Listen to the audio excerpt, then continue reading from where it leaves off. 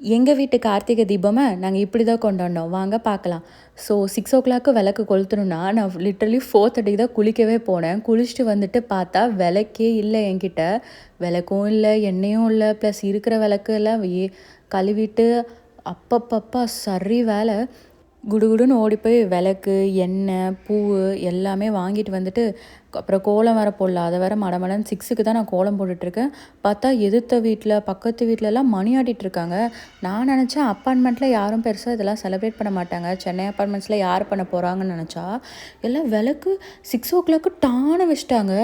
இதனடா நமக்கு வந்த சோதனை, நம்ம தான் இவ்வளோ வேஸ்ட்டாக இருக்கோன்னு நினச்சிட்டு கோலம் போட்டு முடிச்சிட்டேன், டெக்கரேஷன் பண்ணிட்டேன். இங்கே பாருங்கள் இந்த பூக்கோலம் எப்படி அழகாக இருக்குல்ல. அது அழகாக இருக்கா இல்லையான்னு நீங்கள் கமெண்ட் பண்ணுங்கள். அப்புறம் லைட் ஆஃப் பண்ணிட்டு நான் அந்த அந்த வெளிச்சத்திலே எப்படி இருக்குன்னு சொல்லி பார்க்கணுன்னு நினச்சோம். அவ்வளோ ஒரு சூப்பராக இருந்தது. என்னமோ எனக்கு கோயிலுக்கு போயிட்டு திருப்பி கூட்டிகிட்டு வந்த மாதிரி இருந்தது. அதை நான் 4-5 பிக்கு எடுத்து வச்சுக்கிட்டேன், யூஸ் ஆகும்னு சொல்லிட்டு. அதுக்கப்புறம் என்ன இவ்வளோ வேலை, 4:30லேருந்து 6:30 ஆகிடுச்சு. அப்புறம் எனக்கு சரியான பசி, அப்புறம் தாகம் வேறு. நான் லெமன் ஜூஸ் போட்டு கொடுத்துட்டு அதுக்கப்புறம் நான் சப்பாத்தியும் பன்னீர் கிரேவியும் ஆல்ரெடி செஞ்சு வச்சுருந்தேன். அதை சாப்பிட்டுட்டு அந்த டின்னரை கம்ப்ளீட் பண்ணிட்டேன். நெக்ஸ்ட்டு இன்னொரு கோலம் வரும். இது செகண்ட் நாள் போட்ட கார்த்திகை தீப கோலம். இது நல்லாயிருக்கா இல்லை அது நல்லாயிருக்கான்னு சொல்லுங்கள்.